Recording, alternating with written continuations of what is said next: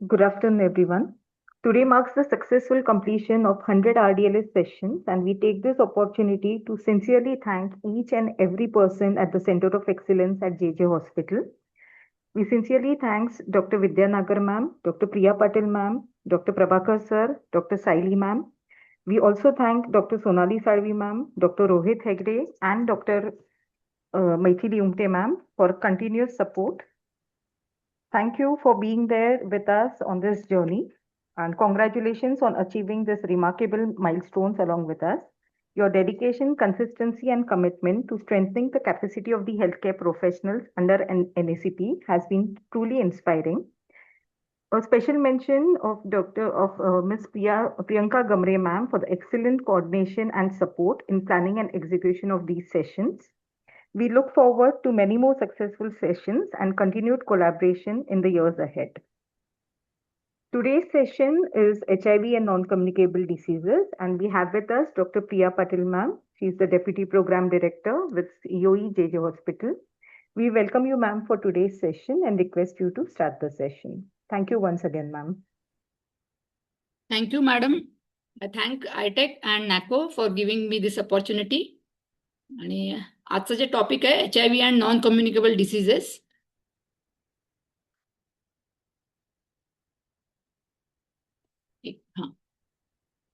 तर आजचे जे सेशनचे ऑब्जेक्टिव्स काय आहेत की आपल्याला major risk factors for non communicable diseases among PLHIV बघायचे. नॉन कम्युनिकेबल डिसीज म्हणजे काय तेही आपण त्याची डेफिनेशन सगळं बघणार आहोत. बेसिकली आपण बघतो की HIV PLHIV मध्ये मेनली अपॉर्च्युनिस्टिक इन्फेक्शन्सवर आपला जोर असतो की त्यांना इन्फेक्शन्स होतात, प्रतिकारशक्ती कमी असते. पण आता जेव्हा पेशंट खूप सारे आपले ART वर असतात आणि त्यांचे CD4 चांगले असतात, तर आता आपल्याला बघायला मिळतं की आपल्या PLHIV ना OI एवढे होत नाहीत, पण यांना हे नॉन कम्युनिकेबल डिसीज म्हणजे जे ज्यांचे इन्फेक्शन सारखे ते स्प्रेड होत नाहीत, एकाचा पेशंट दुसऱ्याला होत नाही. तर जे मेनली डायबिटीस, हायपरटेन्शन ह्यासारखे जे आजार आहेत, मधुमेह, रक्तदाब, तर ह्या आजारांना आपण नॉन कम्युनिकेबल डिसीज म्हणतो. आणि त्याचे आपण आज काय रिस्क फॅक्टर्स आहेत ते जाणून घेणार आहोत. कारण ह्याच्यावर आपण आता का भर देतोय तेही आपण बघणार आहोत. त्याच्यानंतर आपण कुठले कुठले हे नॉन कम्युनिकेबल डिसीज जे मी आताच म्हटलं की मधुमेह, रक्तदाब वगैरे जे आहेत, तर असे अजून पण आहेत, तर कुठले कुठले आहेत आणि त्यांचा आपल्या PLHIV रुग्णांवर काय असर होतो, काय इम्पॅक्ट होतो ते आपण बघणार आहोत.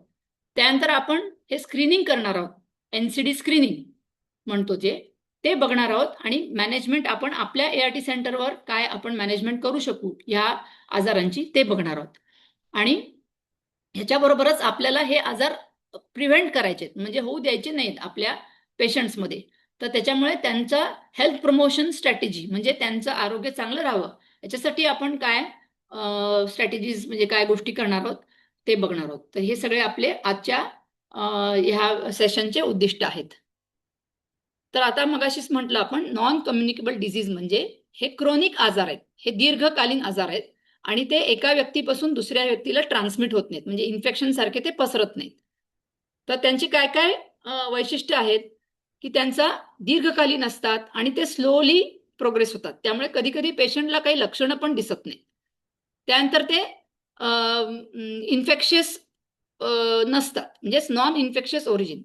त्यांचा जो प्रादुर्भाव आहे हा जंतूंमुळे नसतो आणि त्यामुळेच ते एका व्यक्तीकडून दुसऱ्या व्यक्तीला पास ऑन होत नाहीत. त्यानंतर ह्या सगळ्या आजारांना आपण वेळीच जर का ओळखून त्याच्यावरचे ट्रीटमेंट नाही केले तर पेशंटला त्यांनी पुष्कळच नुकसान होऊ शकतो, ज्याला आपण मॉर्बिडिटी म्हणतो. आणि त्यांनी पेशंटला डिसॅबिलिटी पण होऊ शकतो. म्हणजे फॉर एक्झाम्पल आपण जर का डायबिटीज, ब्लड प्रेशर नीट कंट्रोल केले नाही तर पेशंटला त्याच्यामुळे हार्ट अटॅक येऊ शकतो किंवा पेशंटला पॅरालिसिसचा अटॅक येऊ शकतो आणि त्यामुळे पेशंटला डिसेबिलिटी येते. त्यानंतर यांचा जो या आजारांची सुरुवात ही अतिशय ग्रॅज्युअल म्हणजे अगदी स्लोली होते, त्यामुळे पुष्कळदा पेशंटला ते कळत नाही. आणि जे आजारचं प्रोग्रेशन होतो म्हणजे आजार जो पेशंटच्या शरीरामध्ये वाढत चाललाय तो पण सायलेंट असतो, म्हणजे पेशंटला कळून येत नाही. तो पेशंटच्या नकळतच तो आजार त्याच्या शरीरामध्ये पसरत जातो आणि त्यामुळे दीर्घकालीन पेशंटचे नुकसान होतो, लॉंग टर्म इम्पेअरमेंट होते. तर आता आपण बघणार आहोत की कुठले कुठले हे सगळे नॉन कम्युनिकेबल आजार असतात, जे जनरल पॉप्युलेशनमध्ये जसे असतात तसेच आपल्या PLHIV मध्ये देखील आढळून येतात. आणि हे आजार आपण आता त्याच्यावर का भर देतोय हे आपण पहिले बघणार आहोत. तर त्याचं आपण जसं सुरुवातीलाच आपण बघितलं की आपले जे आता सगळे पेशंट आहेत ते ART वर असल्यामुळे त्यांचा व्हायरल लोड सप्रेस्ड असतं. आपण बघतो पेशंटचा व्हायरल लोड TND आहे, CD4 चांगला आहे आणि त्याच्यामुळे त्यांचं आता आयुष्य वाढतंय आणि पुष्कळसे असे पेशंट आता 50च्या पुढे असतात आणि मग त्याच्यामुळे त्यांना ह्या नॉन कम्युनिकेबल आजारांचा प्रादुर्भाव होऊ शकतो आणि म्हणून त्यांना त्यांचं जे आपल्याला हेल्थ केअर घ्यायची आणि त्यांची काळजी घ्यायची तर ती पूर्ण कॉम्प्रिहेन्सिव्ह असायला पाहिजे. म्हणजे फक्त आपण OI वर स्ट्रेस देणार नाहीये, तर आपण हे नॉन कम्युनिकेबल डिझीजचं पण आपण मॅनेजमेंट करणार आहोत. ह्याला म्हणतात कॉम्प्रिहेन्सिव्ह हेल्थ केअर. तर ते आपण आता आपल्या PLHIV मध्ये करणार आहोत. त्याच्यानंतर आता असं आढळून आलंय की OI कमी झालेत आणि ह्या नॉन कम्युनिकेबल डिझीजचं बर्डन हे जास्त डिझीज बर्डन आपल्या पेशंटमध्ये वाढायला लागले. तर हा चेंजिंग डिझीज पॅटर्न आपल्याला दिसून येत आहे की आता पुष्कळ असे PLHIV असे आम्ही बघतो की ज्यांना हार्ट अटॅक आलाय किंवा त्यांना स्ट्रोक येतोय किंवा त्यांना किडनीचा आजार झालाय, डायबिटीस, ब्लड प्रेशर हे सगळे त्यांचे कंट्रोल नाही आहेत आणि त्यामुळे त्यांना वेगवेगळे कॉम्प्लिकेशन्स होत आहेत. तर हे जे डिझीज बर्डन आपल्याला आता थोडंसं चेंजिंग पॅटर्न दिसतंय, त्याच्यामुळे आपण NCD वर पण आता भर देणार आहे. त्यानंतर NCD हे जे आहेत आजार, NCDचे जे आजार ते आपण बघणारच आहोत. तर ते मल्टीफॅक्टोरियल असतात, म्हणजे अनेक कारणं असतात त्यांच्यामध्ये, ज्याच्यामध्ये आनुवंशिक म्हणजे जेनेटिक कारण असतं, त्याच्यानंतर फिजिओलॉजिकल म्हणजेच शरीराची जी रचना असते त्याच्यामुळे जे कारणं असतात ते असू शकतात. जसं पेशंटचं एल्डरली जर का वय जास्त असेल तर त्याच्यामुळे पेशंटला हे रिस्क फॅक्टर असतं. आणि आपण अजून एक फॅक्टर बघतो की आपले जे पेशंट जो HIV असतो त्याच्यामध्ये क्रॉनिक इन्फ्लेमेशन असतं आणि क्रॉनिक इन्फ्लेमेशनमुळे पेशंटला एजिंग जे आहे हे सगळे एजिंगचे आजार आहेत, म्हणजे वय जास्त झाल्याने येणारे आजार आहेत. पण ते आपल्या PLHIV मध्ये ते लवकर येतात कारण त्यांचं एजिंग लवकर होतं आणि म्हणून हे सगळे आजार होऊ शकतात. आणि ह्या आजारांना लाईफस्टाईल डिझीजेस असं पण म्हटलंय की आताची जी लाईफस्टाईल आहे ज्याच्यामध्ये स्ट्रेस आहे, एक्सरसाइज नाहीये, खाणं बरोबर होत नाही, खाण्याचे पॅटर्न्स हे हेल्दी नाहीयेत आणि हे लाईफस्टाईल जे आजार आहेत ते ही लाईफस्टाईल पॅटर्न PLHIV मध्ये पण आढळून आल्यामुळे त्यांच्यात पण हे आपल्याला कॉमनली आढळून येत आहे. आणि एन्व्हायरमेंटल इन्फ्लुएन्सेस म्हणजे आपली जी एन्व्हायरमेंट आहे त्याचा पण त्याच्यावर इफेक्ट येतो. आता कुठले आजार आहेत हे नॉन कम्युनिकेबल डिझीजेस PLHIV मध्ये आपण कॉमनली बघतो ते आता आपण पाहूया. तर सुरुवातीलाच म्हटल्याप्रमाणे टाईप 2 डायबिटीस हा एक कॉमन आहे.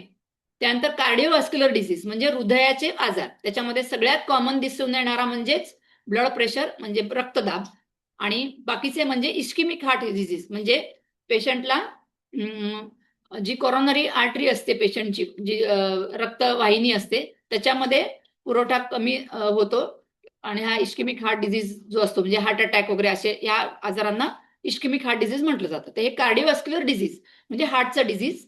त्यानंतर type 2 diabetes, mental health issues हे एक फार इम्पॉर्टंट पण निग्लेक्टेड हे आहेत आजार, की मानसिक जे आजार आहेत आपल्याला शारीरिक आजार आपण ओळखतो पण मानसिक आजारांवर आपण लक्ष देत नाही आणि त्यामुळे ते दुर्लक्षित राहून त्याच्यावर वेळीच उपचार केले नाही जात. त्यामुळे मेंटल हेल्थ इश्यूज हे पण एक इम्पॉर्टंट आहे.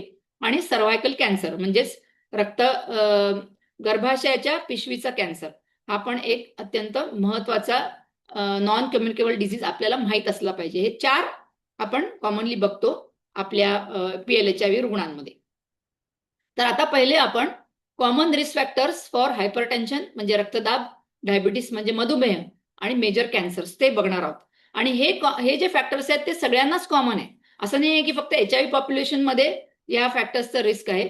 हे कुठल्याही जनरल पॉप्युलेशनमध्ये हे रिस्क फॅक्टर्स असतात आणि तेच PLHIV मध्ये पण लागू आहे. तर तंबाखूचा वापर, तर आपल्या ART सेंटरमध्ये आपण जे IC मटेरियल असतं त्याच्यात आपण तंबाखूचे काय हार्मफुल इफेक्ट्स आहेत ते जर का डिस्प्ले केलं तर ते एक रुग्णांना त्याचं एक शिकवण मिळेल की त्यांनी तंबाखू वापरता कामा नये आणि मी पण पुष्कळदा पेशंटला जेव्हा काउन्सिल करते तेव्हा मी सांगते की तुम्हाला ऑलरेडी एक मेजर आजार आहे आणि त्याच्यात तुम्ही दुसऱ्या आजारांना आमंत्रण देताय. ऑलरेडी एक HIV सारखा दुर्धर आजार असताना समजा तंबाखू घेतला किंवा दारू पिली तर आपण दुर्धर आजारांना अजून आमंत्रण देतोय. तर हे आपल्याला पेशंटना समजावून सांगता आलं पाहिजे सोप्या भाषेत.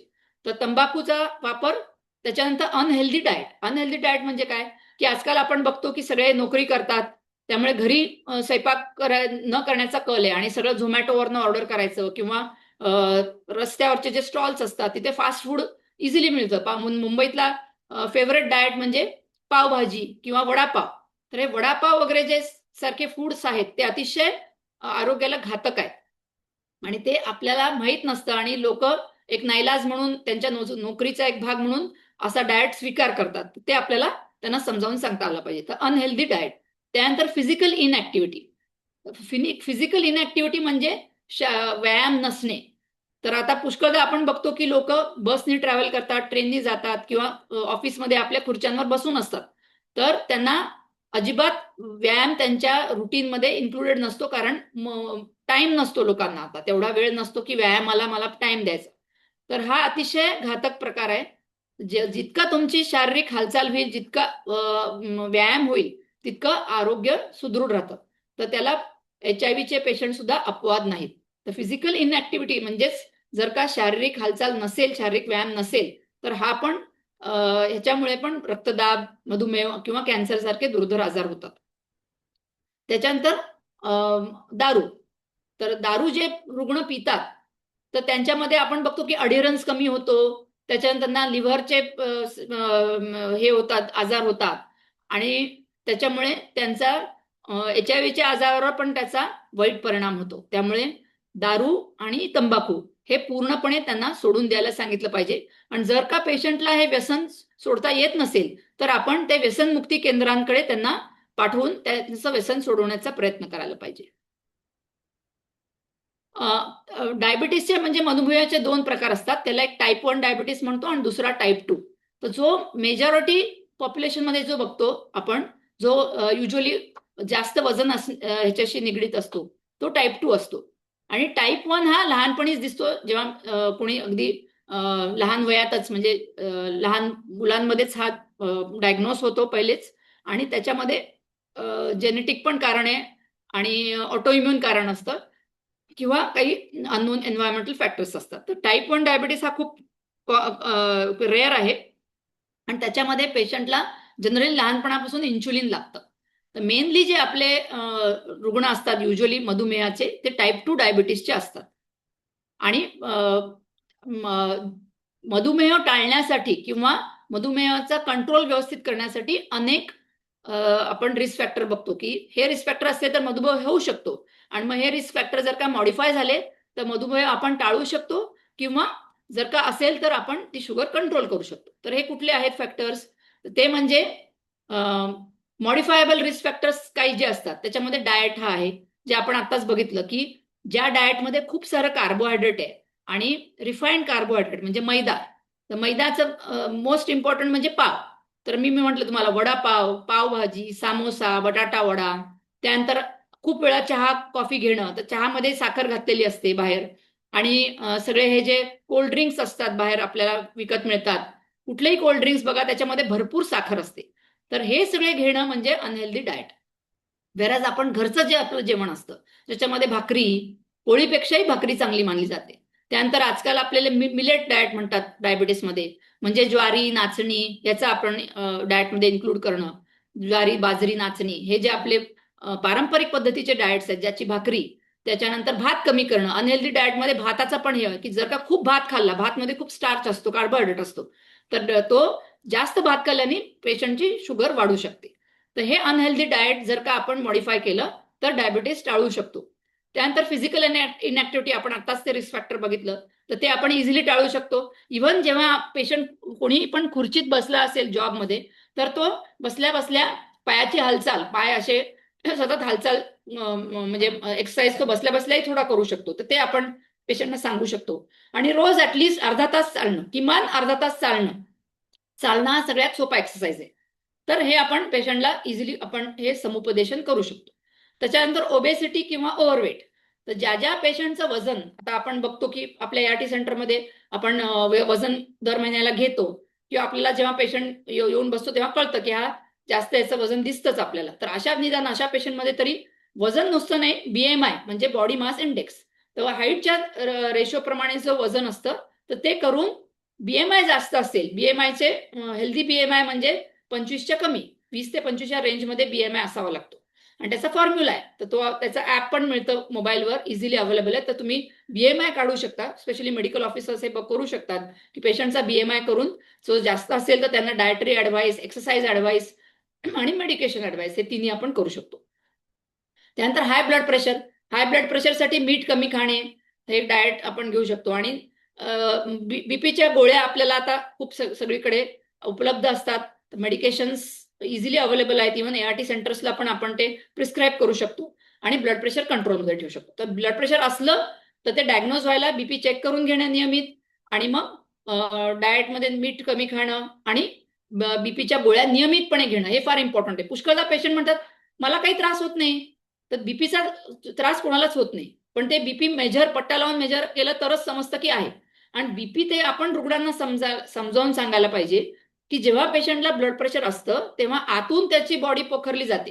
म्हणजे त्याच्या किडनीला त्रास होतो, त्याच्या डोळ्यांच्या पटलावर त्रास होतो, इम्पॅक्ट होतो, हार्टवर स्ट्रेस येतो, हार्टवर ताण येतो, आणि त्यामुळे पुढे पुढे जाऊन हार्ट अटॅक म्हणजेच मायोकार्डियल इन्फार्क्शन जे म्हणतो ते येण्याची चान्स असतात. किंवा पेशंटला ब्रेन हिमरेज होऊ शकतं, त्यांनी पॅरालिसिस होतं, स्ट्रोक म्हणतो म्हणजे अर्धांग वायू. अर्धांगवायू म्हणजे स्ट्रोक, पॅरालिसिस ह्याचं रिस्क असतं. तर हे सगळे रिस्क आपण जर का बीपी कंट्रोल केलं तर कमी होऊ शकतात. आणि ब्लड प्रेशर हे सुद्धा एक मॉडिफायबल रिस्क फॅक्टर फॉर डायबिटीस हे आहे. तर ब्लड प्रेशर कंट्रोल केल्याने आपल्याला डायबिटीसचे पण कॉम्प्लिकेशन्स किंवा डायबिटीस टाळता येऊ शकते. हाय कोलेस्ट्रॉल. तर हाय कोलेस्ट्रॉल हा सुद्धा डाएट कंट्रोलनी आणि लागलं तर गोळ्यांनी आपण कंट्रोल नियंत्रणात आणू शकतो, आणि त्यांनी आपण डायबिटीसचे रिस्क फॅक्टर्स जे आहेत आणि डायबिटीस चे कॉम्प्लिकेशन्स हे टाळू शकतो. त्यानंतर अदर मॉडिफायबल रिस्क फॅक्टर्स म्हणजे काही अजून आपण मॉडिफाय करू शकतो असे रिस्क फॅक्टर्स असतात, जे आहे की low socio economic status, heavy alcohol use, दारूचा अतिरिक्त वापर हा केव्हाही टाळणं जरुरीचं आहे. सायकोलॉजिकल स्ट्रेस, तर पेशंटला आपण स्ट्रेससाठी पण थोडंसं काउन्सिलिंग करायला लागतं. हाय कन्झम्पशन ऑफ शुगर, तर ही जी रिफाईंड शुगर असते ही फार धोकादायक असते, आणि लोक चहा, बिस्किट, केक, ब्रेड हे सगळे आहेत उदाहरणं हाय कन्झम्पशन ऑफ शुगरचे. चॉकलेट्स, तर आपल्या संस्कृतीत हे सगळे पदार्थ, आता नवीन संस्कृती जी झाली आहे त्याच्यामध्ये हे सगळे पदार्थ फार सहजपणे उपलब्ध असतात आणि ते खाल्ले जातात. उदाहरणार्थ कोणाचाही वाढदिवस साजरा करायचा तर केक कापले जातात, तर त्याच्यामध्ये हाय कन्झम्पशन ऑफ शुगर असतं. तर हे सगळं आपल्याला हळूहळू सगळ्यांना, रुग्णांना आणि जनरल पॉप्युलेशनला आपल्याला सांगता आलं पाहिजे की हे सगळं टाळा. आणि त्यानंतर आपल्या जे आहारामध्ये फायबरचं प्रमाण अतिशय कमी असतं. फायबर कशात असतं तर कच्च्या भाज्या म्हणजे काकडी, जे सॅलडचे जे पदार्थ भाज्या असतात त्याच्यामध्ये फायबर असतं. गाजर, काकडी हे जर का कच्चे आपण खाल्ले तर आपल्याला फायबर पुरेशा प्रमाणात मिळू शकतो. आणि जर का आपण होल आटा म्हणजे मैदा जो आहे त्याच्यात फायबर अजिबात नसतं, कारण सगळं चाळून तो फायबर कोंडा जो असतो निघून जातो. तर आपण गव्हाचं पीठ किंवा हेच कुठली पीठं न चाळता वापरली तर फायबर भरपूर आपल्याला मिळतं, आणि फायबर जेव्हा जास्त असेल तेव्हा आपण डायबिटीसचा आपल्याला धोका जास्त कमी होतो. त्याच्यानंतर नॉन मॉडिफायबल रिस्क फॅक्टर. आता काही रिस्क फॅक्टर असे असतात जे मॉडिफाय करू शकत नाहीत, म्हणजेच जे बदलू शकत नाहीत. त्याच्यामध्ये वय आलं किंवा एज मोर दॅन 30, त्यानंतर फॅमिली हिस्ट्री ऑफ हायपरटेन्शन आणि कार्डिओव्हास्क्युलर डिसीज. तर समजा अनुवंशिक आहे, सगळ्या त्या कुटुंबामध्येच सगळ्या मेंबर्सना, आई वडिलांना जर का डायबिटीस असेल तर डेफिनेटली त्यांच्या मुलांना धोका असतो. समजा घरामध्ये आईला किंवा वडिलांना डायबिटीस असेल तर, किंवा आपल्या भावंडांना डायबिटीस असेल तर डेफिनेटली त्या व्यक्तीला डायबिटीस होण्याचा जास्त धोका असतो. तर ही फॅमिली हिस्ट्री जी आहे ती इम्पॉर्टंट आहे, ती माहीत असेल तर आपण वेळीच काळजी घेऊ शकतो, आणि ते नॉन मॉडिफायबल रिस्क फॅक्टर आहे. त्यानंतर जेंडर रिलेटेड रिस्क फॅक्टर्स जसे men and post menopausal women. तर पुरुषांमध्ये इस्केमिक हार्ट डिझीज म्हणजे हार्टचा डिझीजचं जास्त प्रमाण असतं. तर सेम पोस्ट मेनोपॉझल, जेव्हा मेनोपॉज पर्यंत बायकांना हार्ट डिझीजचं रिस्क कमी असतं, पण एकदा मेनोपॉज झाला की मग बायकांमध्ये पण हार्ट डिझीजचं रिस्क वाढतं. मग आता आपण डायबिटीसचे सगळे रिस्क फॅक्टर्स बघितले, ज्याच्यात एक हायपरटेन्शन पण होतं. आता आपण ब्लड प्रेशरचे रिस्क फॅक्टर्स बघू, सेम मॉडिफायबल आणि non modifiable. Modifiable risk factors for high blood pressure काय आहेत? तर स्मोकिंग. परत इथे आपण तंबाखू म्हणजे तंबाखू सिगरेट स्मोकिंग हा एक रिस्क फॅक्टर आहे. डाएट तर आपण मगाशी म्हटलं फास्ट फूड आणि सगळे डाएट जे स्पेशली फॉर ब्लड प्रेशरसाठी ज्याच्यात मीठ जास्त असतं आणि भारतीय संस्कृतीत पारंपरिक संस्कृतीमध्ये पण मीठ याचं प्रमाण जास्त आहे. कशामध्ये मीठ जास्त असतं? तर लोणची, चटण्या, पापड या सगळ्या पदार्थांमध्ये मीठ जास्त आहे आणि ते जास्त सेवन केल्यामुळे बीपी वाढण्याचा धोका असतो. तर पेशंटला जर का बीपी असेल तर तुम्ही त्यांना हे डाएटमध्ये सांगता आलं पाहिजे की मीठ कमी खा, वरून मीठ घ्यायचं नाही स्वयंपाकामध्ये, जेवढं स्वयंपाकामध्येच कमी टाकायचं मीठ, वरून मीठ घ्यायचं नाही आणि हे पदार्थ टाळायचे, लोणची, पापड, कारण त्याच्यात प्रिझर्वेटिव्ह म्हणून मीठ भरपूर असतं. त्यानंतर फिजिकल ऍक्टिव्हिटी. हे फिजिकल ऍक्टिव्हिटी भरपूर जर का चाललं, रोज अर्धा तास 45 मिनिटं चाललं किंवा बाकीचे फिजिकल ऍक्टिव्हिटी म्हणजे रनिंग, पोहणे, हे स्विमिंग, जिम हे सगळे केले तर बीपी कंट्रोल चांगलं राहील किंवा बीपी होणार नाही. त्यानंतर वजन जास्त, अगेन ओव्हरवेट किंवा ओबेसिटी म्हणजे स्थूलत्व. तर स्थूलत्व जे आहे ते दोन्हींना रिस्क फॅक्टर आहे. डायबिटीससाठी पण रिस्क फॅक्टर आहे आणि ब्लड प्रेशरसाठी. त्यामुळे वेट कंट्रोल करणं अतिशय गरजेचं आहे. दारू आपण बघितलेलंच, ते एक रिस्क फॅक्टर आहे.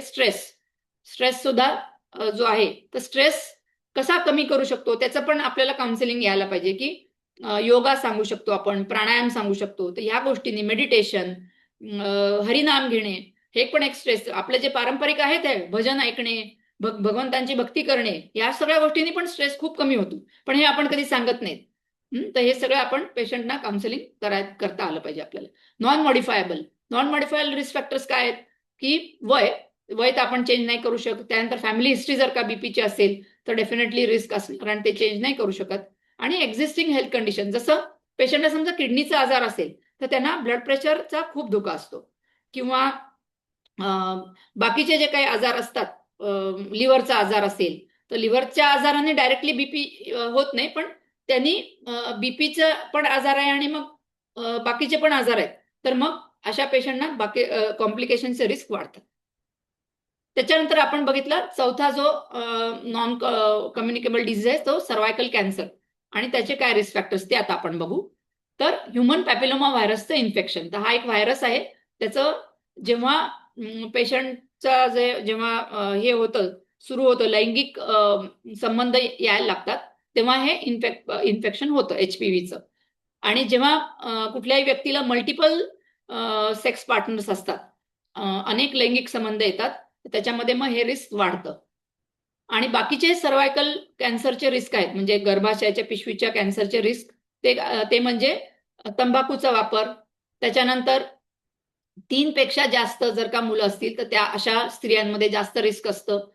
त्यानंतर वीकंड इम्युन सिस्टीम म्हणजे प्रतिकारशक्ती ज्यांची कमी असते, तर HIV जे आहे हे क्लासिकल एक्झाम्पल आहे की त्यांच्यामध्ये प्रतिकारशक्ती कमी आहे. त्याच्यामुळेच PLHIVच्या ज्या स्त्रिया असतात त्यांच्यामध्ये पिशवीच्या तोंडाच्या कॅन्सरचं जे आहे इन्सिडन्स तो खूप जास्त आहे. जनरल पॉप्युलेशनपेक्षा अनेक प्रमाणामध्ये जास्त आहे, कारण त्यांची प्रतिकारशक्ती कमी असते.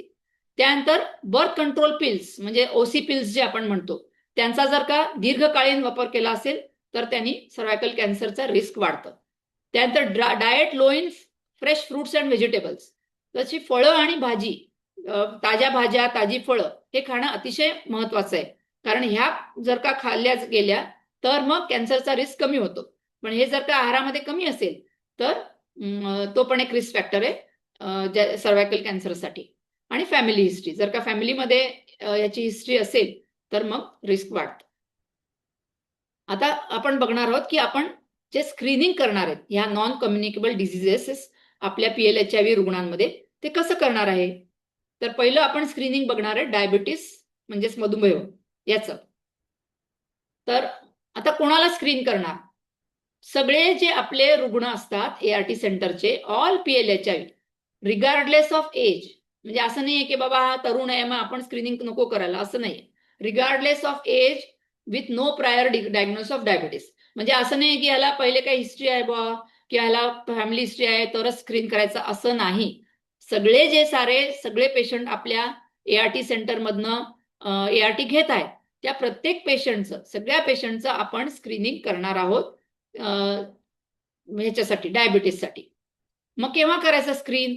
तर ज्यांचा ART अजून सुरू झाली नाहीये, ते जस्ट असे नवीन पेशंट आहेत, ते नवीन पेशंट आपल्या ART सेंटरला आता जस्ट रजिस्टर झालेत आणि आता आपण त्यांना ART इनिशिएट करणार आहोत, ART सुरू करणार आहोत. त्यांचं आपण ART इनिशिएशनच्या वेळीच त्याच वेळी आपण पहिलं स्क्रीनिंग करणार आहे. आणि जर जे ऑलरेडी ART खात आहेत, आता वर्षानुवर्ष ART वर आहेत, आपले जुने पेशंट आहेत, त्यांचं आपण रुटीन जेव्हा ते व्हिजिटला येतात त्यावेळेला आपण त्यांचं स्क्रीनिंग करायचं आहे. आता स्क्रीनिंग आपण कुठे करणार? तर प्रत्येक ART सेंटरमध्ये आपण स्क्रीनिंग करणार आहोत. मग कुठलंही ART सेंटर जे असेल त्या ART सेंटरमध्ये आपण स्क्रीनिंग करायला हवंय. त्याच्यानंतर काही काही LAC असतात, LAC सेंटर्स असतात किंवा LAC प्लस सेंटर्स असतात, तर तिथे पण आपण स्क्रीनिंग करणार आहोत, तिथेही करू शकतो. त्यानंतर टेस्टिंग NCD क्लिनिक्स. तर आता काही हे नॉन कम्युनिकेबल डिझीजचे क्लिनिक्स असतात कुठल्या कुठल्या संस्थांमध्ये किंवा डिस्ट्रिक्ट हॉस्पिटलमध्ये हे असे क्लिनिक्स असतात. तर समजा तुमच्या ART सेंटरच्याच तिकडे NCD क्लिनिक उपलब्ध असेल तर तुम्ही तिथे पाठवून स्क्रीनिंग करून घेऊ शकता, किंवा प्रायमरी हेल्थ सेंटरमध्ये आपण स्क्रीनिंग करून घेऊ शकतो, किंवा CHC असेल तिथे स्क्रीनिंग करू शकतो, किंवा मेडिकल कॉलेजेस. आता काही ART सेंटर हे मेडिकल कॉलेजशी संलग्नित असतात, तर तिथे लॅब असते, तर तिथे आपण पेशंटला रॅन्डम शुगर किंवा फास्टिंग असेल तर फास्टिंगसाठी हे स्क्रीनिंगला करून घेऊ शकतो. तर इथे ह्या सगळ्या कुठल्याही या ठिकाणांचे जे आपण आता बघितले तिथे आपण स्क्रीनिंग करू शकतो. आता हे स्क्रीनिंग कोण करणार? तर ART सेंटर असेल किंवा LAC असेल किंवा LAC प्लस सेंटर असेल, तिथे स्टाफ नर्स करेल किंवा लॅब टेक्निशियन करणार. जर का स्टाफ नर्स उपलब्ध नसेल तर लॅब टेक्निशियन पण स्क्रीनिंग करू शकतो. किंवा जर का NCD क्लिनिक असेल, ART सेंटरशी संलग्नित NCD क्लिनिक किंवा PHC असेल किंवा CHC असेल किंवा मेडिकल कॉलेज असेल, तर तिथे जी लॅब असते उपलब्ध असते त्या लॅबमध्ये आपण स्क्रीनिंग करून घेऊ शकतो रुग्णाचं. तर आपण कसं स्क्रीनिंग करणार आहे? तर आपण रॅन्डम ब्लड शुगर करू शकतो. आता रॅन्डम शुगर ऍक्च्युअली स्क्रीनिंगसाठी इतकं इफेक्टिव्ह नाहीये, पण तरी आपण इथे रॅन्डम म्हटलंय. जनरली डायबिटीस स्क्रीनिंगसाठी आपण फास्टिंग शुगर हा स्टँडर्ड आहे, पण आपण रॅन्डम शुगर का म्हणतोय? कारण पुष्कळदा पेशंट जे येतात ते फास्टिंग नसतात, ते उपाशीपोटी येत नाहीत, ते खाऊन येतात, चहा पिऊन येतात, काहीतरी खाल्लेलं असतं. तर मग त्याच्यासाठी ती स्क्रीनिंग थांबायला नको. पेशंटने काही खाल्लेलं असेल तरी आपण एक रॅन्डम ब्लड शुगर करू शकतो. कारण डायबिटीसचे एक डेफिनेशन आहे की रॅन्डम ब्लड शुगर मोर दॅन 200. रॅन्डम शुगर जर का मोर दॅन 200 असेल तर आपण डायबिटीस हे निदान करू शकतो. त्यामुळे रॅन्डम स्क्रीनिंग जर का केलं तरी चालतं, त्याच्यामुळे रॅन्डम ब्लड शुगर करू शकतो. जर का पेशंट फास्टिंग आला असेल तर उत्तम, पण नसेल तर आपण RBS म्हणजेच रॅन्डम ब्लड शुगर, म्हणजे खाण्याशी काही रिलेशन नाही, याला रॅन्डम ब्लड शुगर म्हणतो, ते करून घेऊ शकतो.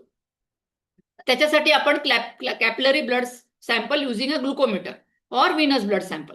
तर समजा ART सेंटरमध्येच जर का स्टाफ नर्स किंवा टेक्निशियन करणार असतील ज्यांच्याकडे ग्लुकोमीटर आहे आणि स्ट्रीप आहे, तर ते आपण बोटावर फिंगर प्रिक जे घेतो त्याला कॅपिलरी ब्लड सॅम्पल म्हणतात.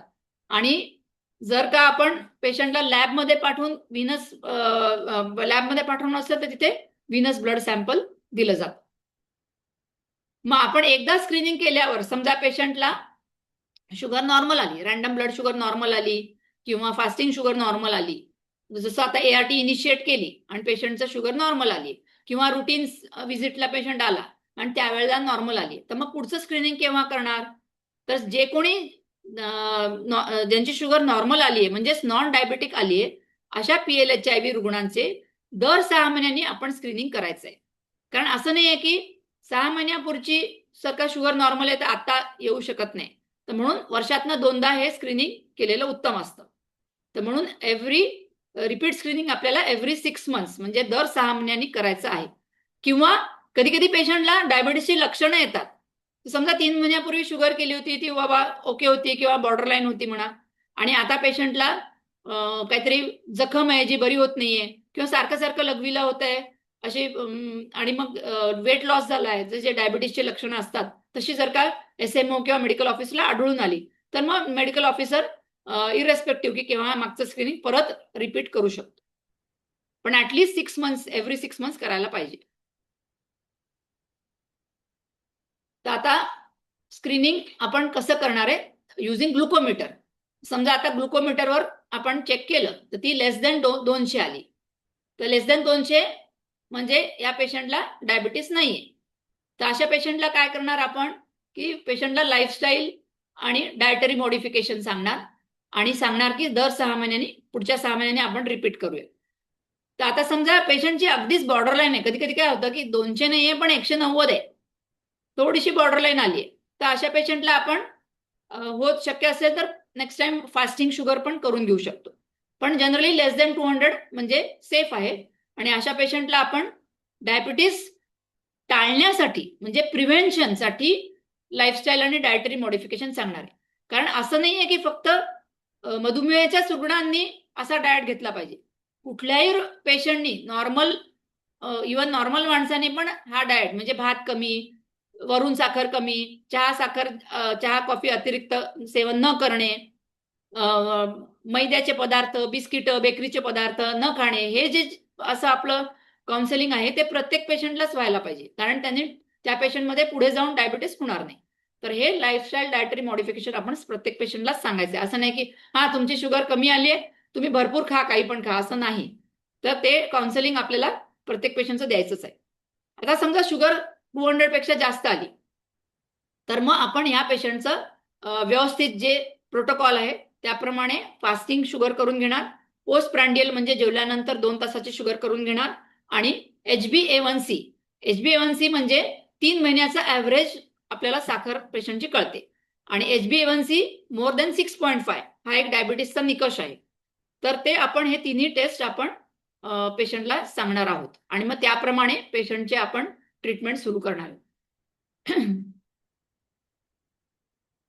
तर आता जेव्हा आपण हे 3 करतो तेव्हा फास्टिंग लेस दॅन 126 आणि म्हणजे डायबिटीस नाही, पण फास्टिंग मोर दॅन 126 म्हणजे पेशंटला डायबिटीस आहे, कॅपिलरी किंवा व्हीनस.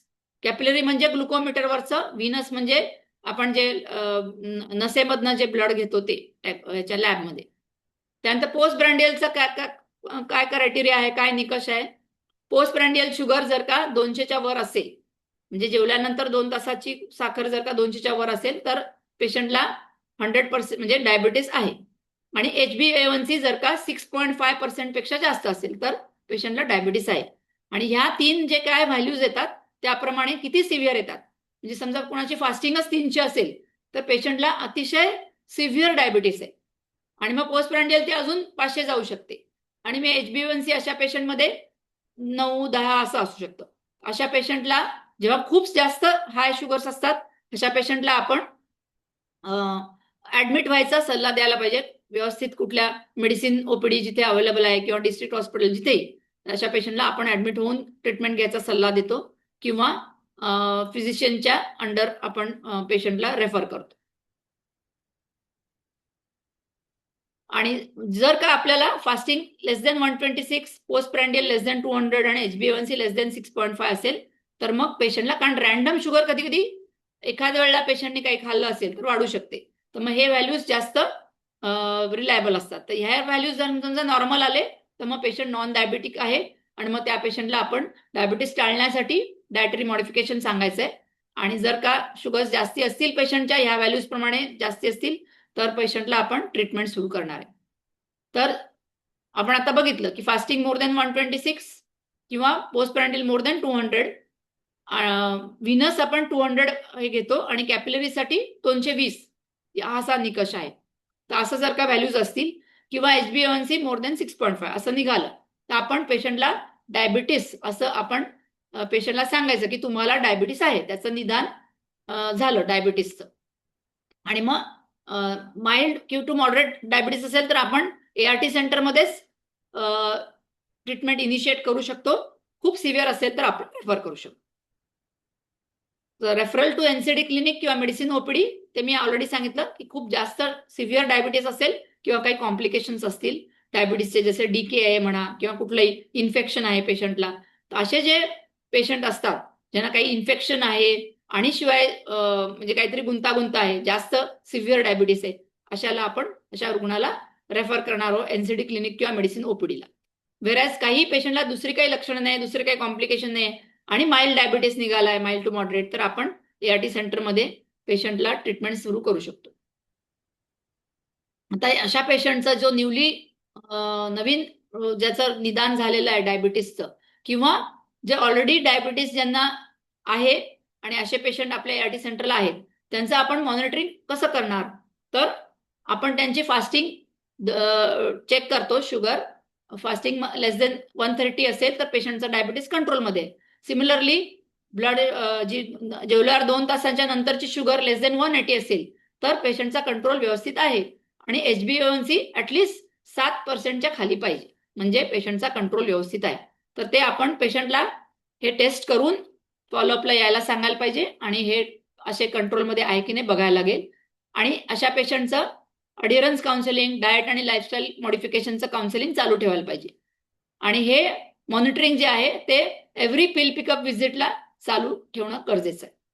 आता अनकंट्रोल्ड डायबिटीस असेल, म्हणजेच फास्टिंग मोर दॅन 130 किंवा पोस्ट प्रँडियल मोर दॅन 180 किंवा HbA1c मोर दॅन 7%, तर अशा पेशंटला एज्युकेशन म्हणजे त्यांना काउन्सिलिंग करायला पाहिजे की ते आहार बरोबर घेत आहेत की नाही, डायबिटीसच्या गोळ्या नीट खातायत की नाही, किंवा काही काही पेशंट स्वतःच शुगर कंट्रोलमध्ये आली म्हणून गोळ्या बंद करून टाकतात. तर ते सगळं आपल्याला पाहावं लागतं आणि त्याचं ट्रीटमेंट अडिअरन्स काउन्सिलिंग द्यायला लागतो. जसं एआरटी अडिअरन्स काउन्सिलिंग आहे तसंच डायबिटीस आणि ब्लड प्रेशरच्या मेडिकेशनचं अडिअरन्स काउन्सिलिंग पण इम्पॉर्टंट आहे. आणि हे मॉनिटरिंग आपल्याला परत एव्हरी पिल पिकअप व्हिजिटला गरजेचं आहे. त्यानंतर clinical assessment for other comorbidities every 6 months हे गरजेचं आहे. Referral to NCD clinic. आता रेफरल कधी करणार? तर समजा काही कॉम्प्लिकेशन आहे डायबिटीसचं, डायबिटिक फूट म्हणजेच पायामध्ये कधी कधी गँग्रीन असतं किंवा सिव्हिअर इन्फेक्शन असतं, डायबिटिक किटोॲसिडोसिस, असे काही कॉम्प्लिकेशन असेल किंवा इमर्जन्सी असेल तर आपल्याला रेफर करायचं आहे. आणि पेशंटला काही डोळ्याचा त्रास झाला, डायबिटीसचा परिणाम डोळ्याच्या विजनवर आहे, तर असे जे काही कॉम्प्लिकेशन असतील त्यासाठी आपण मेडिसिन ओपीडीला पाठवू शकतो कॉम्प्रिहेन्सिव्ह डायबिटिक इव्हॅल्युएशनसाठी. किंवा डायबिटिक असोसिएटेड क्लिनिकल, कधी कधी पेशंट म्हणतात पायाला मुंग्या येतात, तर डायबिटिक न्यूरोपॅथी असते म्हणजे नसेवर परिणाम असतो. तर या सगळ्या गोष्टींसाठी आपण रेफरल करायचं आहे. आणि ट्रीटमेंटमध्ये काही चेंजेस करायचे असतील, त्यांचा कंट्रोल नीट होत नाही, तर त्यासाठी पण रेफरल करू शकतो. कॉम्प्लिकेशन्स आपण म्हटलं, हायपरग्लायसेमिक इमर्जन्सीज लाईक डायबिटिक किटोॲसिडोसिस किंवा हायपरऑस्मोलर कोमा, हे 2 डायबिटीसचे कॉम्प्लिकेशन्स असतात.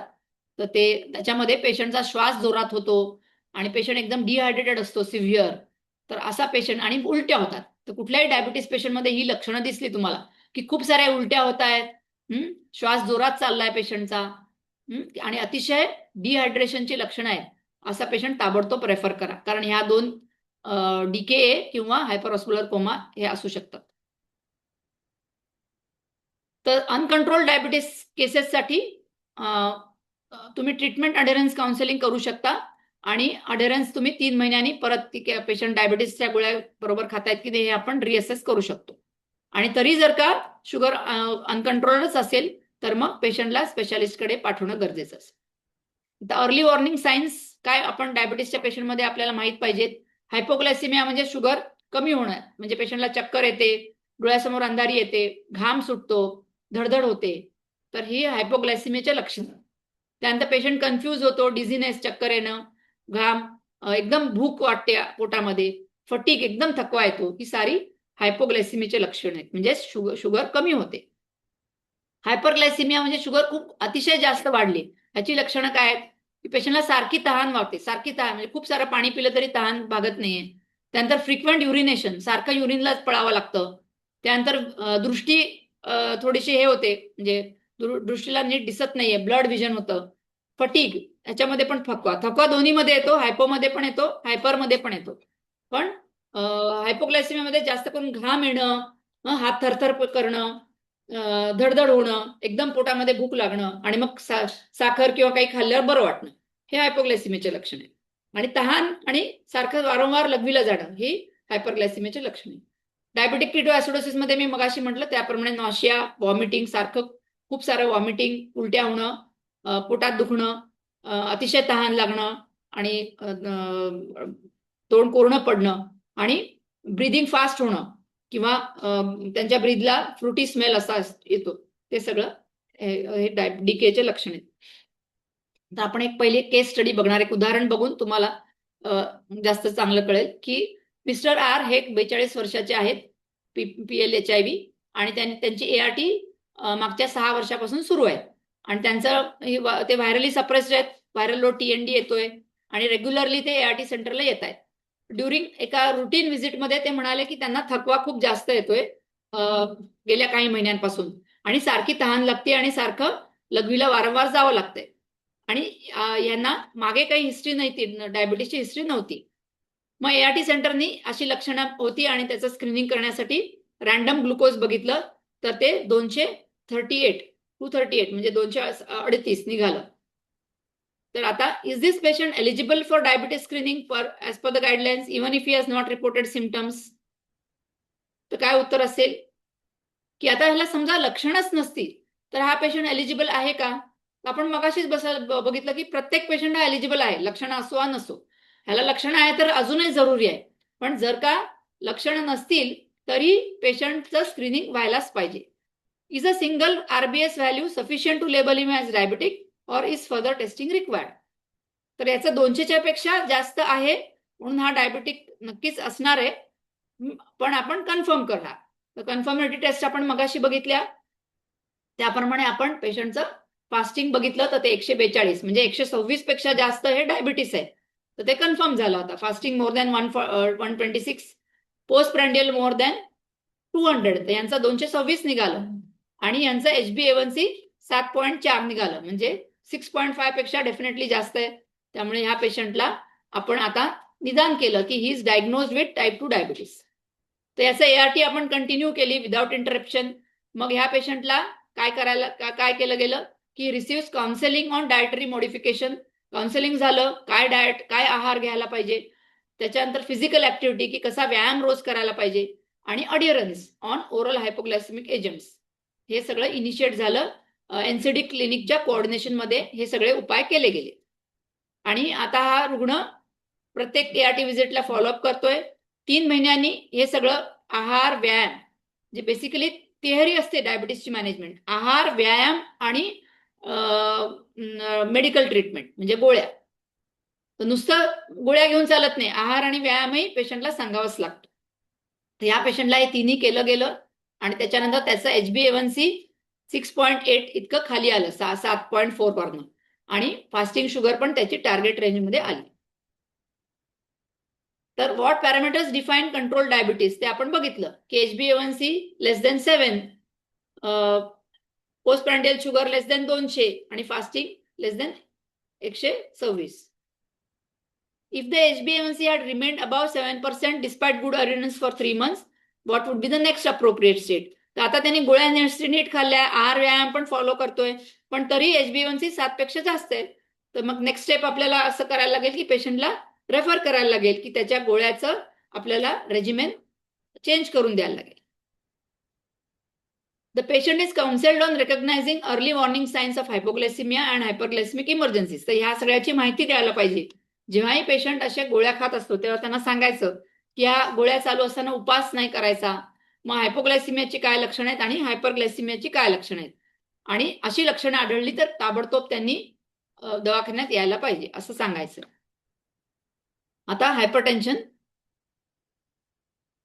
आता बीपी बघताना काही आपण स्टेप्स घ्यायचे. आता बीपी आपण घेतोय पेशंटचं, तर काय करायला पाहिजे की know talking during and between measurements, back supported, पेशंटची पाठ रिलॅक्स आहे, सपोर्टेड आहे, आर्म सपोर्टेड आहे, कफ जे आहे बीपीचं कफ ते पेशंटच्या हृदयाच्या लेवलवर पाहिजे, करेक्ट कफ साईज वापरायला पाहिजे. जेव्हा जे अतिशय स्थूल असतात त्यांना कफ साईज मोठं लागतं, तर ते अप्रोप्रिएट साईज पाहिजे. एक्झॅक्ट रिडिंग आपण रेकॉर्ड करायचं, म्हणजे 124 असेल तर 124च, त्याचं राऊंड ऑफ 120 नाही करायचं. आणि पेशंटचे पाय पण लेग्स अनक्रॉस्ड, म्हणजे असे क्रॉस करता कामा नये पेशंटनी, आणि लेग्सला पण सपोर्ट दिला पाहिजे. हे सगळे आपण प्रिकॉशन्स घ्यायला पाहिजेत. स्क्रीनिंग करण्यासाठी आता आपण बघणार आहे की होम टू स्क्रीन सगळे जे PLHIV जे 18 वर्षापेक्षा जास्त आहेत आणि त्यांना कधीही prior diagnosis of BP hypertension नसेल अशा सगळ्या रुग्णांचं प्रत्येक, जसं आपण डायबिटीसचं स्क्रीनिंग प्रत्येक रुग्णात करणार आहोत तसं बीपीचं पण स्क्रीनिंग, हायपरटेन्शनचं पण स्क्रीनिंग प्रत्येक रुग्णामध्ये आपण करणार आहोत. वेन टू स्क्रीन ART जे खात नसतील, जे नवीन रुग्ण आहेत त्यांचं ART इनिशिएशनच्या वेळेला स्क्रीनिंग करणार आहेत. ऑन ART पेशंटचं screen as soon as possible during routine pill pickup visits if not hypertensive, then repeat screening every 6 months. तर जेव्हा पिल पिकअपसाठी पेशंट येतात त्यावेळेला त्यांचं आपण बीपी चेक करायला पाहिजे आणि मग दर 6 महिन्यांनी बीपी चेक करत राहायला पाहिजे. कुठे स्क्रीनिंग करणार आहोत? डायबिटीस सारखंच ART सेंटर किंवा LAC प्लस किंवा NCD क्लिनिकला पाठवून किंवा प्रायमरी हेल्थ सेंटरला किंवा CHCला किंवा मेडिकल कॉलेजमध्ये. Who will screen? Staff nurse. Staff nurse हे बीपी घेऊ शकते, त्यांनी बीपी बघायचंय पेशंटचं. स्टाफ नर्स नसेल तर मग मेडिकल ऑफिसर यांनी स्क्रीनिंग करायला लागेल. How to screen? Blood pressure will be measured during. सोपं आहे, तर यांनी आपण स्क्रीनिंग करणार आहोत. तर ते तुमच्या ART सेंटरमध्ये अवेलेबल आहे की नाही बघा. अवेलेबल नसेल तर प्लीज मागवून घ्या. किंवा LAC प्लस. नॉर्मल रेंज काय बीपीचं? 120. Systolic बीपीचं 120 to 139. 140 आणि वर हे आपण सिस्टॉलिकला हायपरटेन्शन लेबल करतो. तर 120 to 139 हे नॉर्मल आपण म्हणतो.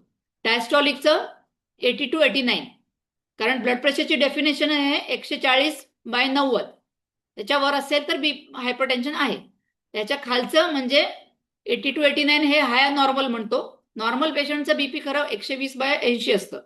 120 to 139 हे आपण हाय नॉर्मल म्हणतो आणि 80 to 89 हे हाय नॉर्मल डायस्टॉलिक म्हणतो.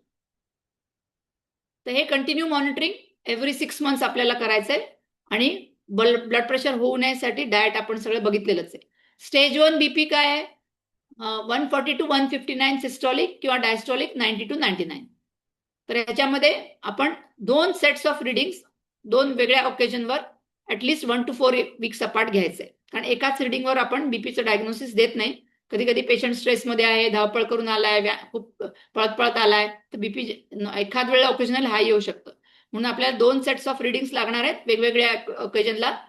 तर आपण त्यांना आपण म्हणू शकतो की तुम्ही एका आठवड्याने या, किंवा पेशंटला अगदीच एका आठवड्याने येणं शक्य नसेल तर 4 weeks म्हणजे एका महिन्याने तरी येणं गरजेचं आहे. हे स्टेज 1 साठी म्हणजे माइल्ड हायपरटेन्शनसाठी. त्यानंतर स्टेज 2चं डेफिनेशन म्हणजे 160 to 179 आणि त्याचे सिस्टॉलिक. Diastolic 100 to 109. याच्यामध्ये पण मिनिमम 2 सेट्स ऑफ रिडिंग्स लागतात, पण 30 minutes apart on same day. आपण ह्या पेशंटला हे बीपी जास्त आहे स्टेज 2 म्हणून याला आपण नंतर नाही बोलवणार आहे. त्याच दिवशी ॲटलिस्ट अर्धा तासाने आपण परत घेणार आहे रिडिंग. आणि या स्टेज 1 आणि स्टेज 2 बीपीचं आपण मॅनेजमेंट ॲट द ART सेंटरमध्ये करणार आहे. मग बीपी समजा नॉर्मल रेंजमध्ये आलं गोळ्या देऊन, तर मग आपण कंटिन्यू त्यांचं मॉनिटरिंग एव्हरी 6 months करत राहणार आहोत विथ अडिअरन्स काउन्सिलिंग.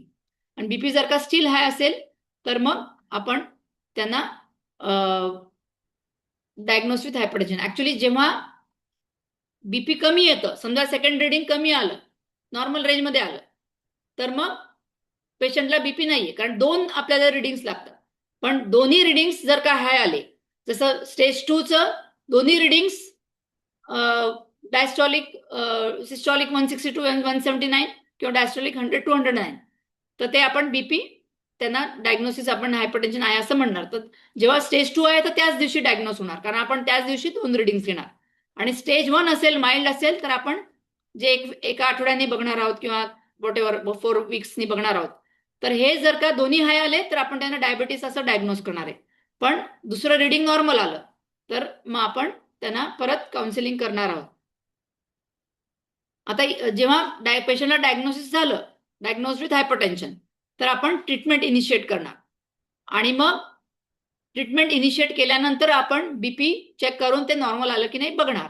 जर का बीपी कंट्रोलमध्ये नाही आलं तर तिथे आपण स्पेशालिस्ट ओपिनियन घेणार. त्यामुळे अशा पेशंटचं monitoring of BP during each visit हे फार इम्पॉर्टंट आहे. आता स्टेज 3 जे आहे, समजा पेशंटचं पहिलंच जे बीपी आहे ते सिस्टॉलिक 1 मोर दॅन 180 आणि डायस्टॉलिक एवढं हाय आलं, डायस्टॉलिक मोर दॅन 110. तर अशा पेशंटला लगेचच आपण एनसीडी क्लिनिक किंवा मेडिसिन ओपीडी किंवा मेडिसिन इमर्जन्सी डिपार्टमेंट याच्यामध्ये आपण रेफर करणार आहोत.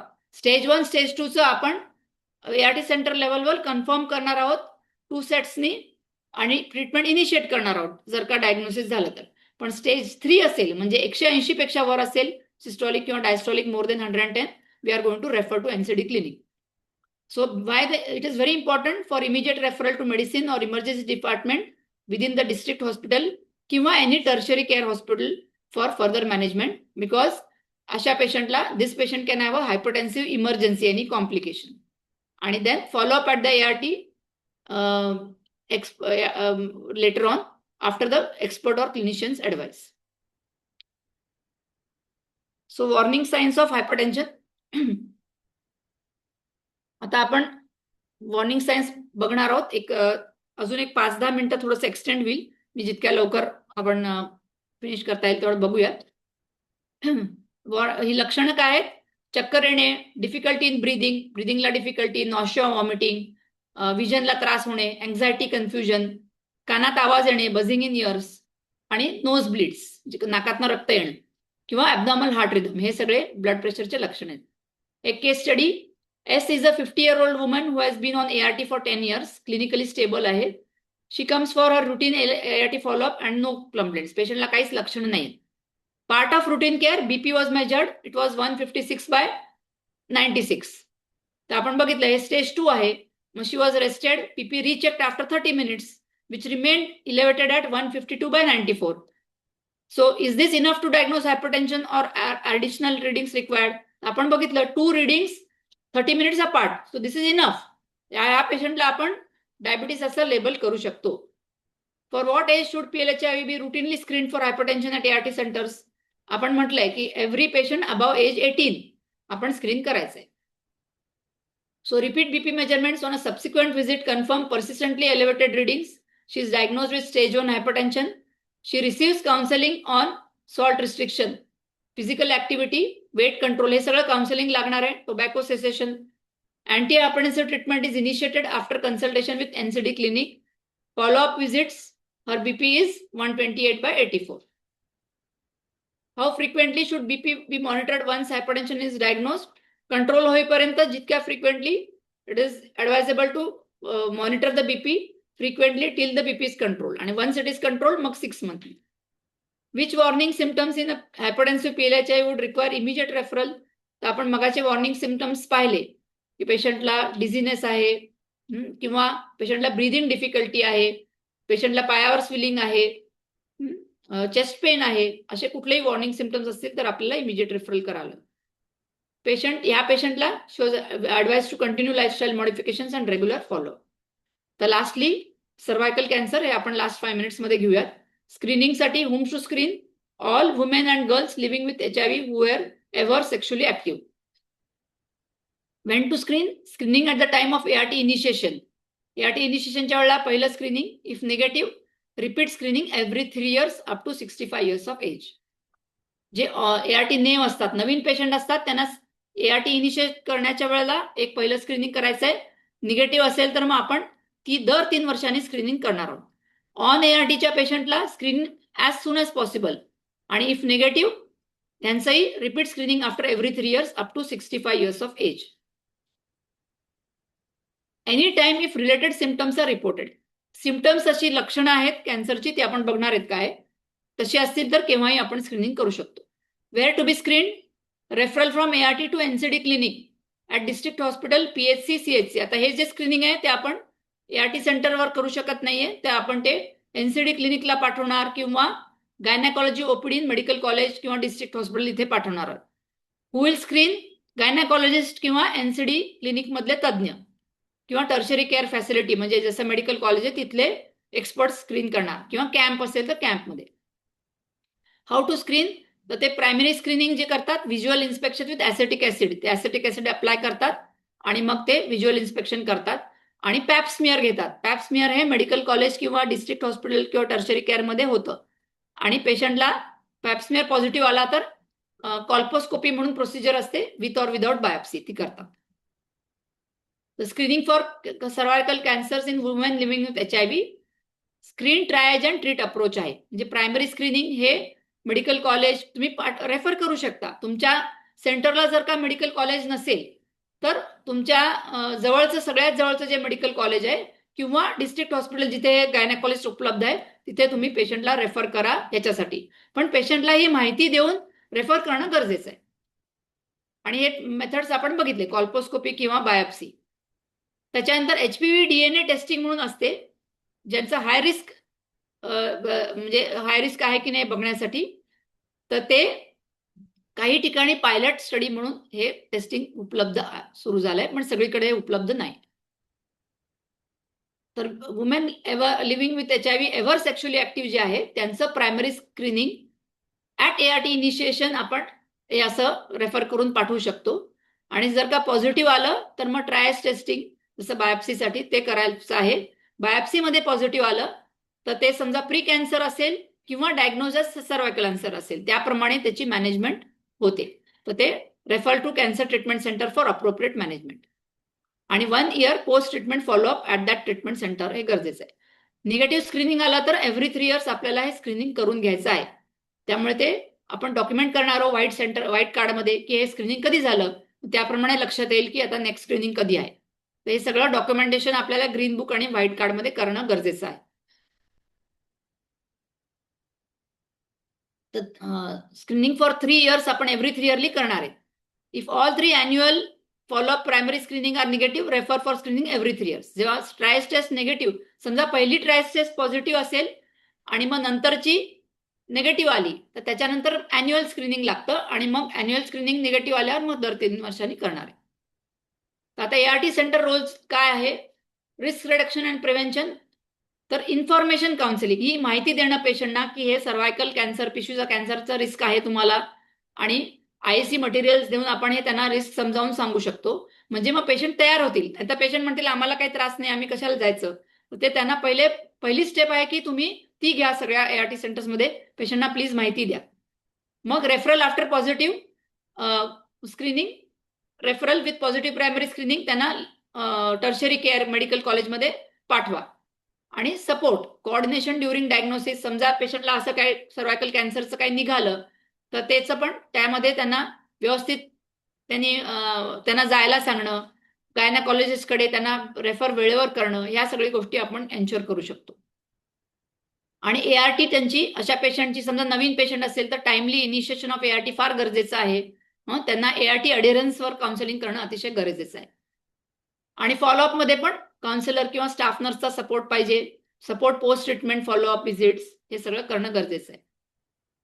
तर केस स्टडी ह्याच्यामध्ये केस स्टडी मला वाटतं आता वेळ नाहीये, स्किप करूया. मेंटल हेल्थचं लास्ट जे आहे की मेंटल हेल्थ स्क्रीनिंग पण आपलं गरजेचं आहे सगळ्या पेशंटचं.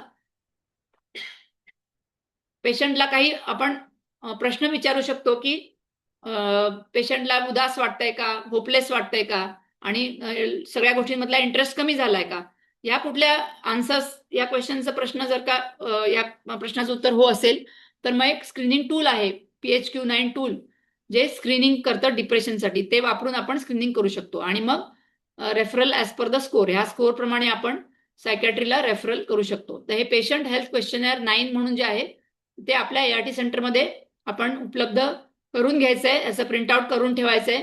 आणि समजा पेशंटनी काही सांगितलं तर याचा ऑफिशियल आपण हे क्वेश्चनर देऊ शकतो, किंवा प्रत्येक पेशंटला आपण थोडंसं यातले प्रश्न विचारून, असं काही प्रश्नाची उत्तर हो असतील की मला उदास वाटतंय, असं आहे, हो आहे म्हटलं, तर हे पूर्ण स्क्रीनिंग आपण व्यवस्थित करून घेऊन अशा पेशंटला आपण ठरवू शकतो की डिप्रेशन नाही आहे की नाही.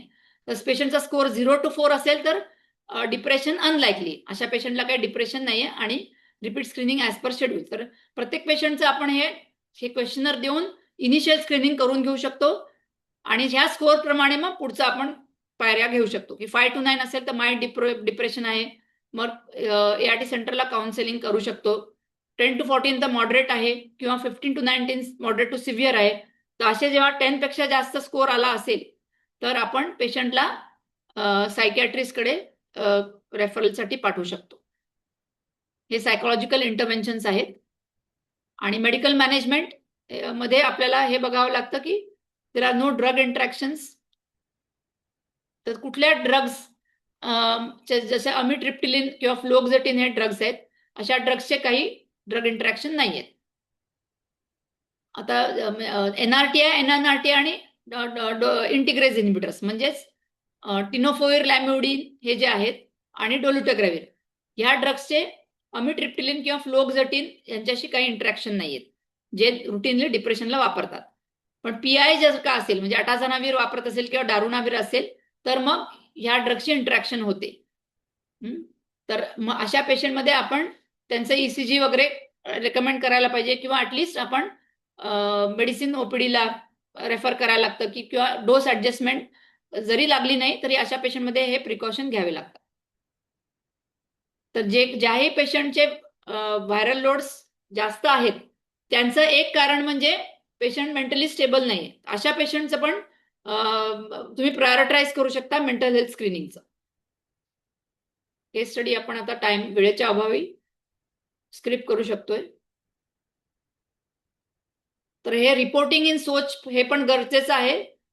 जे आपण स्क्रीनिंग करतोय त्याचं आपण सोचमध्ये रिपोर्टिंग करणं गरजेचं आहे. तर त्याचे एंट्रीचे विंडोज आहेत.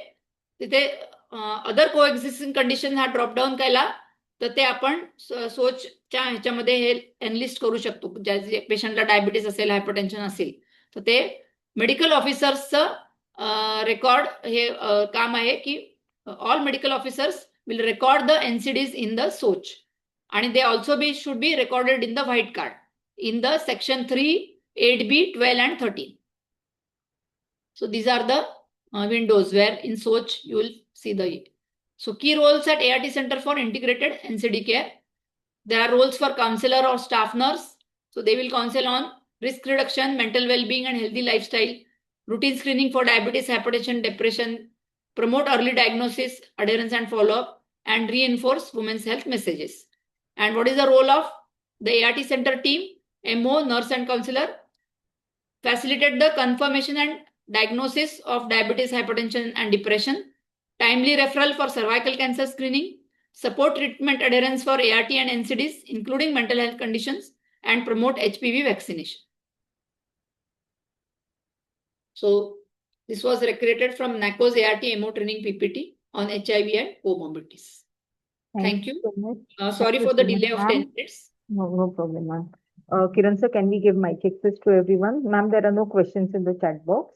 Okay. कोणाला काही प्रश्न विचारायचे असतील तर तुम्ही प्लीज आता माईक अनम्यूट करून प्रश्न विचारू शकता.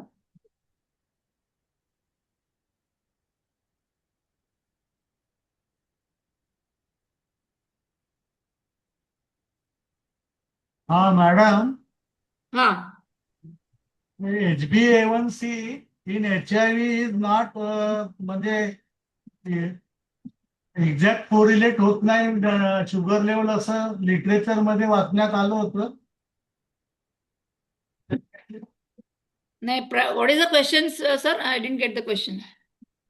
HbA1c level monitoring in HIV patient हे कोरिलेट होत नाही एक्झॅक्ट ब्लड शुगर सोबत असं काही लिटरेचर होतं मॅडम. एक असं स्टँडर्ड ह्याच्यात तर काही दिलेलं नाहीये, but anyway I will see असं काही आहे का. पण जनरली हे बेसिकली सर कसं आहे ना, HbA1c is a average reading for 3 months. So there is म्हणजे why in HIV should not correlate असं काही रिझन नाहीये.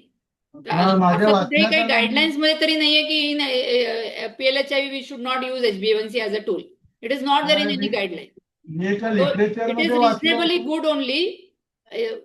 HIV मध्ये काही स्पेशल अजून काही कन्सिडरेशन असेल तर वी कॅन लुक अप मला असं आठवतं मॅडम वाचण्यात आलं होतं. असं सर स्टँडर्ड गाईडलाईन नाहीये. सो असं अजिबात स्टँडर्ड गाईडलाईन नाहीये. Standard guideline is that it is routinely used in PLHIV as well.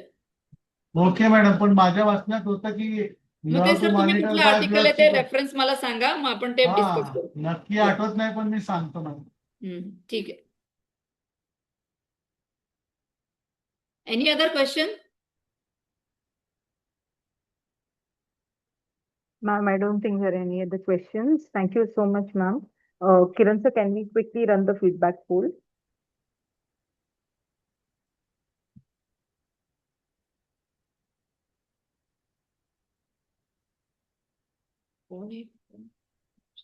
Thank you. Requesting all participants to please attempt the feedback poll.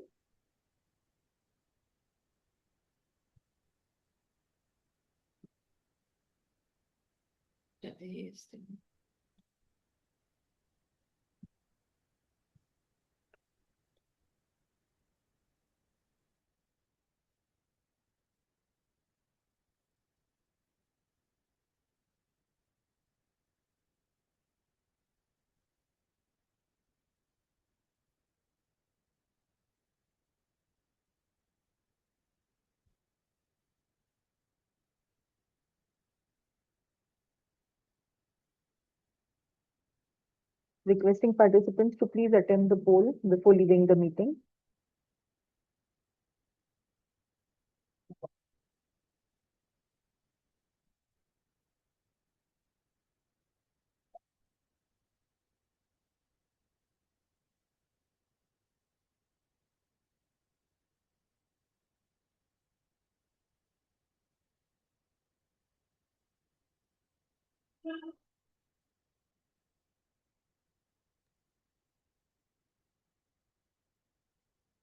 We can end the e-poll now.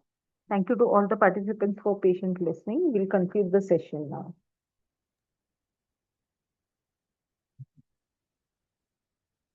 Thank you, everybody, Thank you. for your patient listening. Thank you, madam. Thank you, ma'am.